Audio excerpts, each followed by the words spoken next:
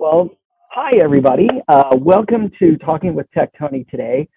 Today is a nice little interview with what I like to, call one of the top agents here in Orange County. As a matter of fact, top agent in Mission Viejo by the name of Shari Moretti. Welcome, Shari. How are you? Thank you. Happy to be here. Thank you very much for coming and taking time out of your busy day because I can hear your phone going off. I just got some fun questions for you because in giving classes through Orange County Realtors to our real estate agents, one of the things I always try to encourage them to do is to do video. And I know you and I have had extensive talks about doing video and being on camera. Right. So I really appreciate that you're taking the time again out of your busy day to be on camera with me, to be in front of our live audience, to answer some questions. And I just want to get people to get to know you, to show them how easy it is to be on camera, and just to let your personality shine through. So yes, and as I'm overpowering the conversation, but I'm going to bring it back to you. So just tell the audience who you are and what company you work with, and let's go from there. Yeah, absolutely. So again, my name is Shari Moretti. I am in the HomeSmart Evergreen office on the lake in Mission Viejo. And I've been in the business for 20 years. And it's been an adventure. It never gets boring, let me tell you. Excellent. So did you do anything before real estate, or have you just been doing real estate all this time? Well, I've been in investing since 1989. That's when I bought my first investment property before the aerospace industry kind of went sideways out in Palmdale. But real estate's always been a love of mine. It was not what I always did professionally outside of investing. I managed a couple dental offices. I had a couple startup companies, sold some and dissolved some. I was kind of a serial entrepreneur. And so that's why real estate was a great fit. So what drew you to real estate out of everything that you've been doing? And it sounds like you have a plethora of experience doing things. What drew you to real estate? I've always loved architecture and I love interior design. Anything actually having to do with residential housing has always been appealing to me for some odd reason. I've done other forms of sales. Sorry for my little dog in the background. Okay, we all have them. Gosh, I don't know. To be honest, I was really afraid to get into real estate. It took me a lot longer than I thought. I had started the process in the 80s of getting my license and chickened out. And then, did a few other things that were a little less intimidating to me. And then in 2003, I decided to pull the trigger and just go for it. And I did. And yeah. That's awesome. Yeah.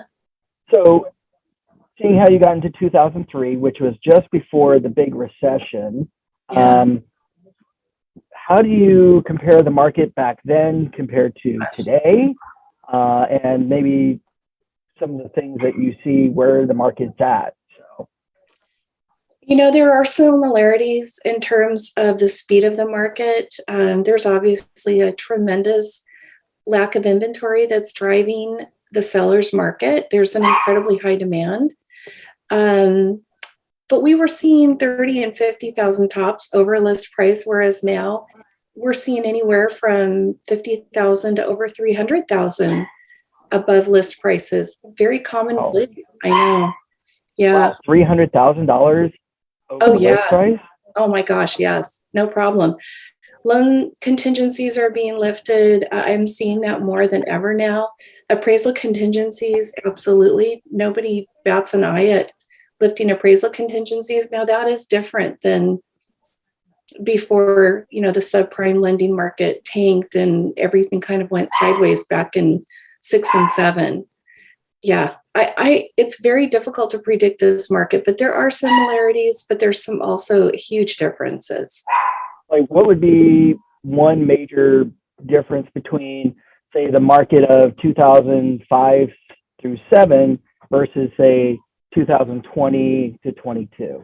What do you see as the big difference between the two, even though both are very similar in price appreciation? What do you see as the big difference between then versus now? I think we're in unprecedented times. Even though there are some similarities, like I said, there's vast differences. And what's driving the market today is vastly different than what was driving the market back then. Huge difference. It's very difficult to predict where the market will go from here because,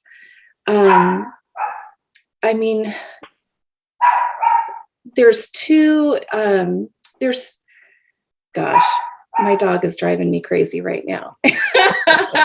That's okay. Somebody must be at the door. Oh my Lord, such a terror. 2 out of 6 indicators indicate that we're headed for a recession.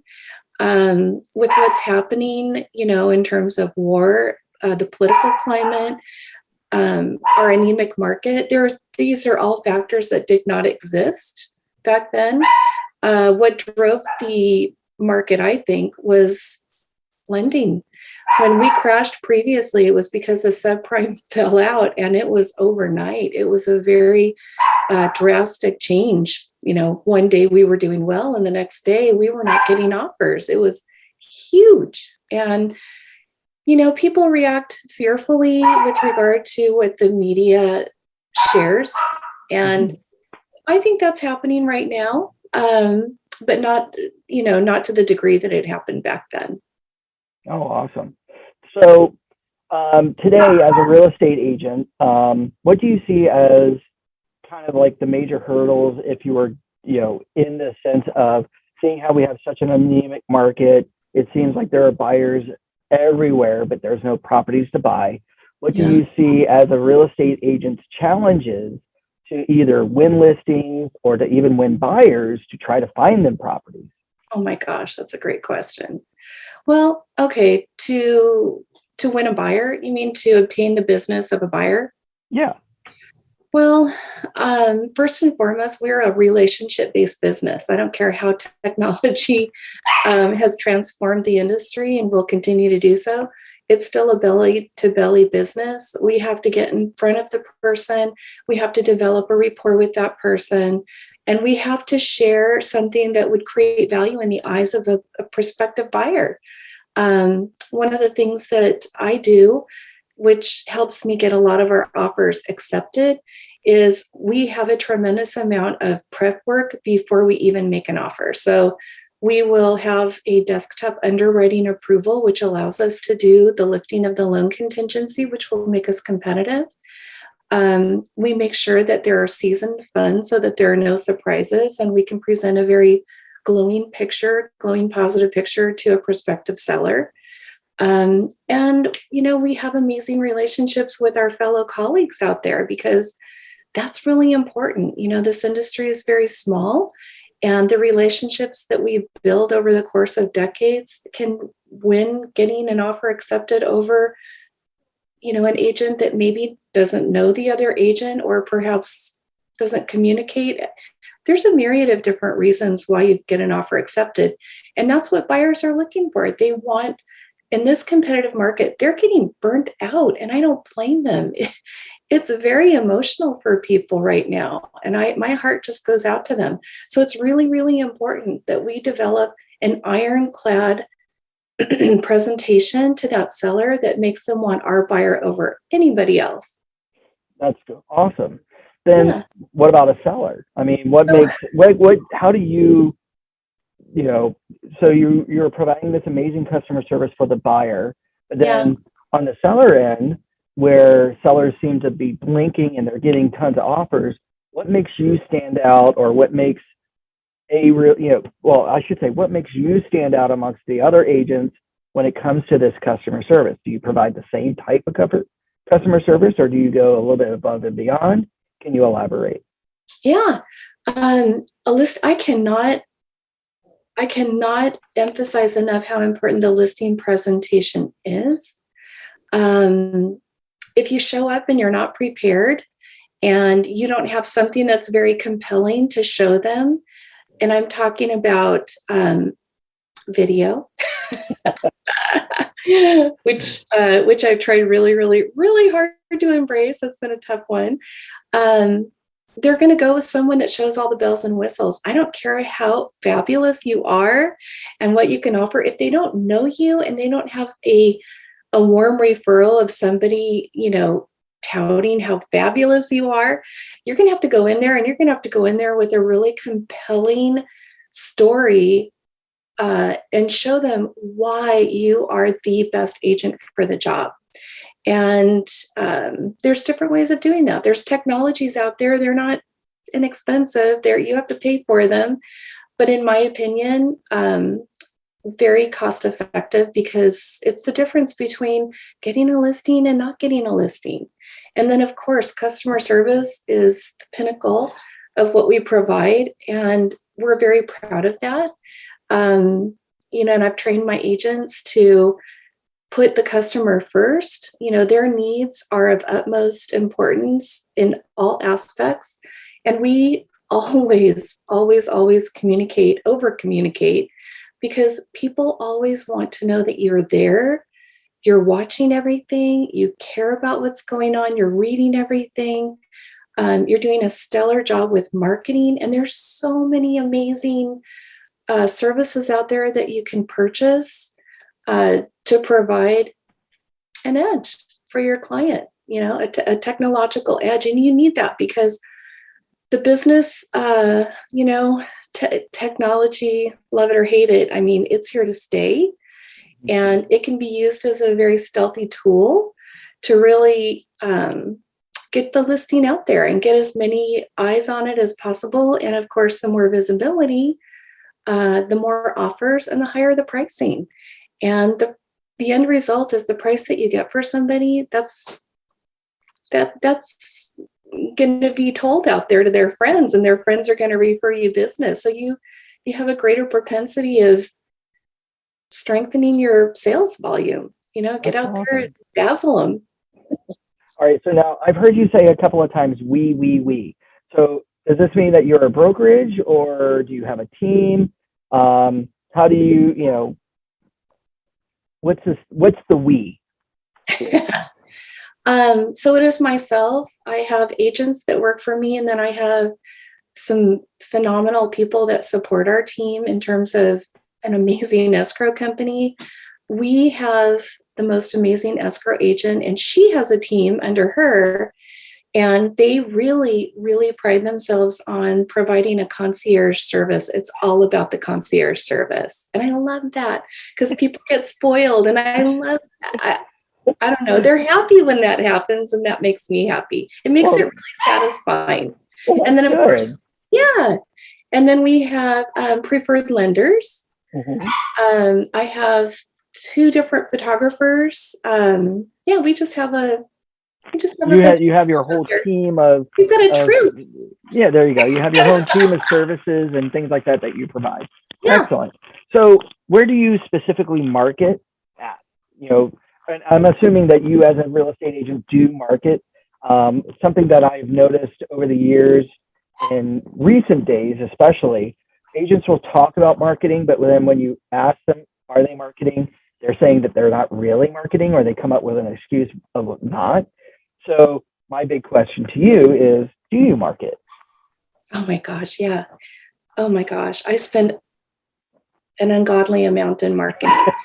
So we do a lot of online lead gen, which provides us with a lot of buyer and seller leads, which we then can, plug into the right property. So that helps the seller, helps our buyers.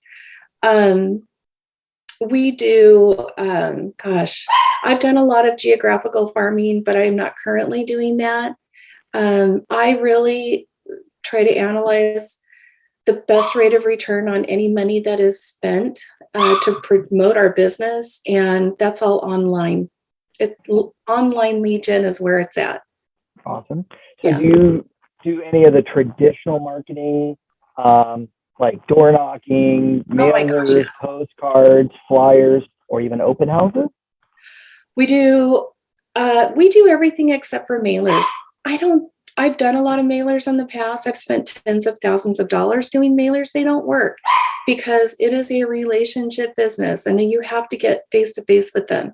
So yes, we door knock. It's a great way to meet people. You never know what one encounter will produce, that's what makes this business so fun. You wake up every day and you wonder, ooh, what's going to happen today? That's awesome. So now, is there a specific place that you're focusing on? Yeah. Like any particular city or cities that you're focusing on? So we work in South Orange County. However, I live in Mission Viejo and we do a lot of business in Mission Viejo. But we also do a fair amount of business in Lake Forest. We've got business in Laguna Niguel, Laguna Hills. We're all over the place. But I live in Mission Viejo. I'm in love with Mission Viejo. I love the lifestyle of Mission Viejo. So I do most of my business there. Awesome.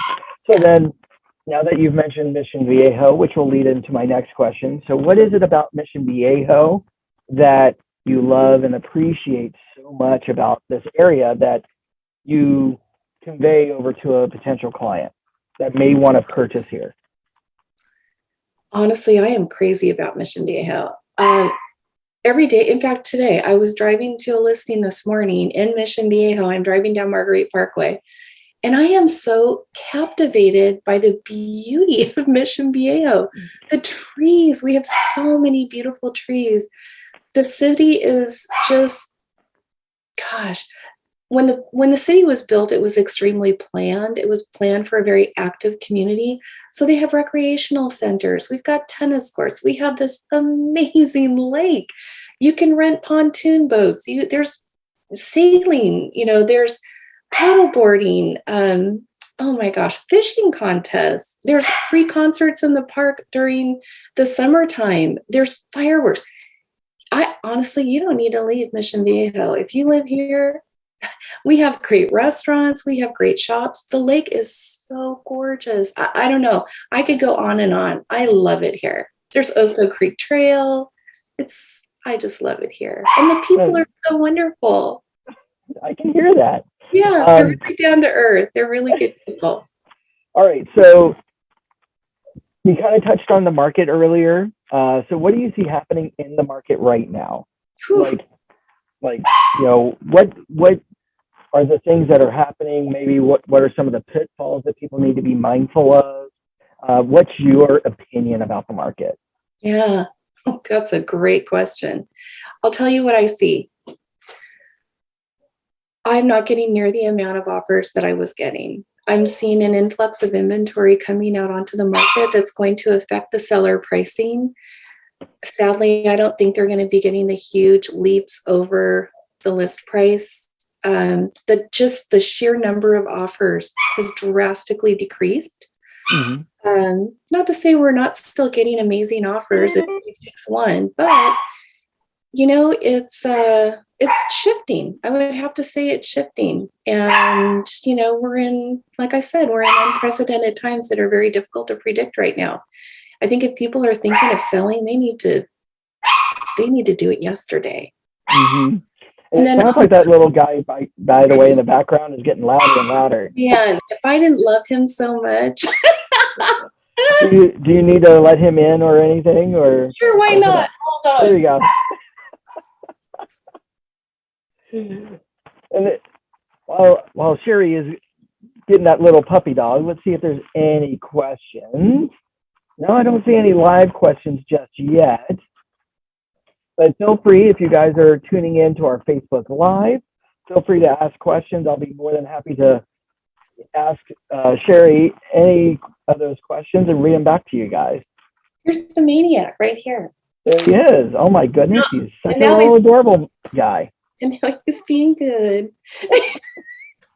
Was he locked out of the office? Is that why? Oh my Lord. He was at the bottom of the stairs wanting up. He'll be happy now.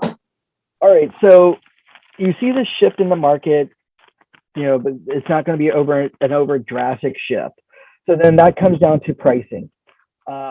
What's the most important thing right now that a seller and or buyer needs to be prepared for when it comes to the price? So let's take it from the seller's aspect first, and then let's go with the buyer, what they should be doing in order to, make competitive offers. Yeah. Well, I think as far as a seller goes, speed is your friend. I think you really need to capitalize on where the market is at. We are facing some uncertainty. We don't know what's going to happen here. We do know, however, I heard 4 days ago that they are anticipating that there will be 6 rate increases over the course of the end of this year. That's going to have an impact on our market. So on the flip side, with regard to a buyer, in addition to what we touched on earlier, which is to be very prepared with a DU approval so that we can competitively lift some contingencies and be as attractive as a cash buyer, I think there is going to be a little more opportunity for, I wouldn't say aggressive negotiation by any stretch of the imagination, but I do think that there's going to be more of a realistic expectation from the sellers. And I think they'll be more willing to play ball with us as buyers. I'm seeing it right now. So that makes me happy for our buyers. It's been an emotional roller coaster for our buyers, and it's been a little heartbreaking, but I think it's coming around for those guys. I think they're going to have an opportunity now. Oh, awesome. Now, you had mentioned earlier, what type of approval? DUI approval? I'm sorry, I didn't hear that. No driving under the influence here. Well, if I was approved with a DUI, then that's okay. Yeah, we wouldn't be talking. It's a DU, which means it's a desktop underwritten approval. That just means that a lender has gone through the underwriting process. They've accumulated all the supporting documentation that would be needed by an underwriter to fully approve the loan. In which case, yeah, all that would be needed is just a review of, the preliminary title report, basically. Awesome. Yeah. And that just helps strengthen their offer as opposed to a pre-approval letter? Absolutely, yeah. Because it mitigates the risk for a seller. They're more assured, well, especially if you're lifting a loan contingency, that there's not going to be an out. We're closing those loopholes, and we're making the seller feel very comfortable. Awesome. Yeah. All right. So then this leads me to seeing how you're so busy. Do you have any listings? And if you do, where are they at? Can you tell the audience a little bit about maybe 1 or 2 of your listings, and then we'll go from there. Sure. Let's see. What do I have here? Let me look at my little board. We're closing 2. We've got a listing coming up in Laguna Niguel. It is in the Palm Court area. It's going to be listed for $575,000. That one is a 1-bedroom plus den and 1.5 bathroom place. It's super cute. That's going to be going on the market tomorrow. We have another place in Mission Viejo in the Palmilla tract. That's going to be going on the market for $775,000. That's also adorable. It's an end unit. There's a lot of privacy, very quiet, nice patio. That's a 2-bedroom and loft. And it's so dang cute. All of these listings are beautifully staged. And then 2 additional, we have one, oh my gosh, we had a listing, all the listings are going under contract within, 2 to 3 days. And we've had just an overflow of buyers that could not get them, obviously. So I think there's going to be a huge demand for these 2. We have one that's coming up on Evergreen in Lake Forest. And that one, that's adorable. That's a 4-bedroom home. I don't know what we're pricing that out. We're still a week or 2 away from getting that one on the market. And then we have another one in Mission Viejo and Villa Lagrano that's in a beautiful area. It's very close to a huge little wilderness area. And I don't know what we'll price that one out. That one's probably 2 weeks out. So that's what we have going on right now. So, and then are you doing any open houses this weekend? Yeah. And if so, when? Yeah, we always do open houses. So we always activate our listings as a coming soon on Friday. And then we always activate those on early Saturday morning. They're activated at 12 a.m. each Saturday morning. And we do have open houses both Saturday and Sunday between 12 and 5 o'clock. Oh, awesome. And then let's see here. As for real estate agents, we'll bring it over to the real estate agent side, seeing how we've talked about buyers and sellers a little bit, and then I'll bring it back to them. As for a real estate agent, what would be some advice that you would give to a real estate agent just starting out in the business? What would be like big three things that they should prep themselves for in today's industry? First of all, find a mentor. Either find a mentor, find a company that is amazing at training. That's really important because there's a tremendous learning curve in this business, and the chance of surviving your first year really depend upon the support that you're given. So your support system is really important. Make sure that you're very well supported in the company that you choose. And if as a secondary thought, I would say learn your technology, learn contracts. Oh my gosh. Anthony, is there a book still at OCAR regarding the contract? There is, I do believe. I think we do have a book that's on the California Residential Purchase Agreement, along with some other forms. I'm not sure what the cost of that is. I want to say it's around $60. Who cares? Buy it. I'm not kidding. And take classes on the contract. Oh my goodness. Contract knowledge is your friend. That is going to be an integral part of your business. Why is that important to know your contract? Oh my goodness. Well, let's just use a little example here. Let's just say that you've done a fantastic job as a listing agent, and you've whittled down those contingency periods, and you've only given them 5 days to complete their due diligence period. Okay, they've lifted their loan contingency, no appraisal. Your sellers are just cracking bottles of champagne one after another. Everyone's so happy. And then all of a sudden, that 5 days pass, but they haven't been given a preliminary title report. Well, guess what? You have just lost your seller 5 more days. They're at risk for 5 more days because you're in breach now of that contract because you have seller obligations that need to be fulfilled. Those are very important timelines that you need to be aware of.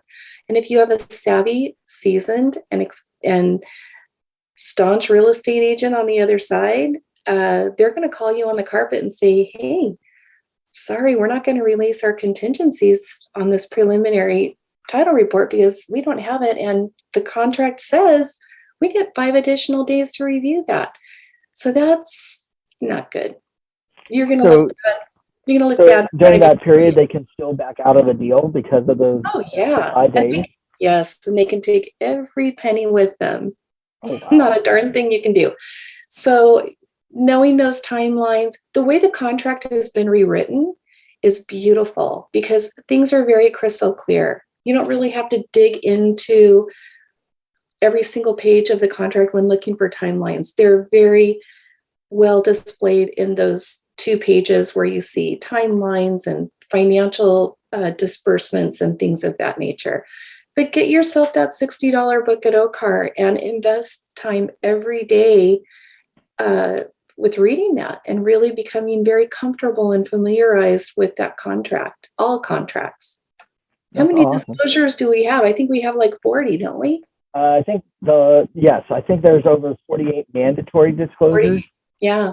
So I know 4 of them are just regarding the smoke detectors and carbon monoxide detectors alone.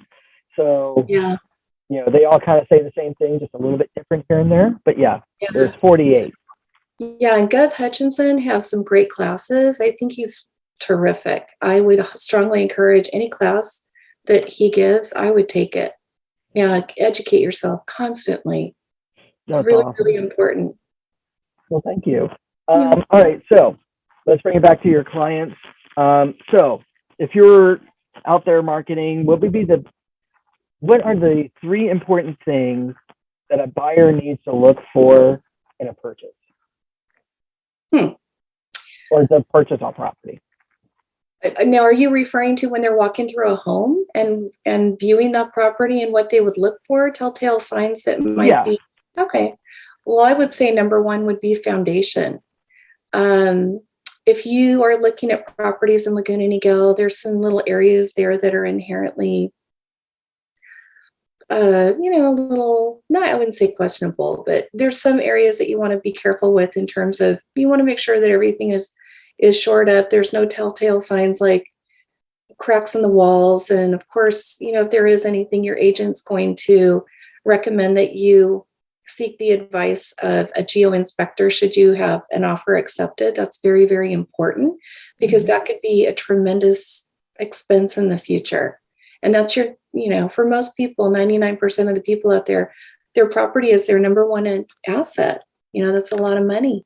So you want to make sure it's a sound one. So you want to make sure, you want to make sure that you're not compromising yourself in terms of offering far more than the property would be worth.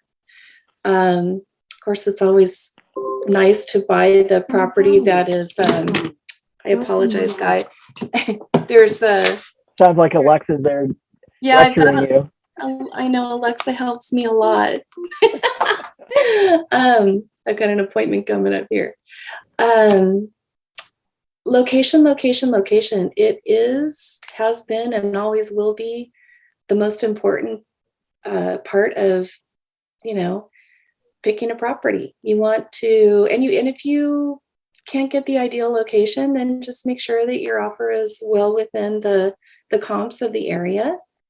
Those are important facets of purchasing a property. You absolutely, even though you're tightening down contingency periods, which you need to do right now to get your offer accepted, you get an inspection and do not waive that inspection contingency. I have seen that lately, and it's frightening. I would never encourage one of my buyers to do that. You do need a loophole. You need to have that inspection. And if the home inspector should find any reason to recommend an additional inspection, pay the money, get the inspections, make sure that everything checks out. Awesome. And then what are three important things that a seller needs to do to maybe prep their home for sale that you would advise them? This is so fun. This is what I love to do. Curb appeal is absolutely important, because when they drive up, that's very important. You want it to be very warm and inviting. When you sell anything, any product, your house is hate to tell you, but your house is going to be a product out there. It really needs to be presented beautifully. It will make all the difference. I have an amazing stager that can take any home and just create a masterpiece. She's phenomenal. Spend the money to stage it. Follow the advice of your agent. I just have a crew of people that, I get in there really, really quick, and, we paint, we put flooring in, carpet, clean windows, clean the house. We make it beautiful, and we make it smell really good too. We hide little air fresheners everywhere, so when somebody walks in, they're really emotional about the house, because that's where you get your price. If you can really appeal to every sense, your house is going to be sold quickly and for top dollar. Awesome. Yeah. Cool. Well, so I want to thank you for your time, because I know I promised you only 30 minutes and you gave me that today. You're welcome. How would somebody get in touch with you or contact you if they had a real estate need, whether they needed to sell, buy, lease a property? This is a great shameless plug away. Oh, God. Oh, my gosh. Well, please call me at 949-275-1728 and just look up Shari Moretti.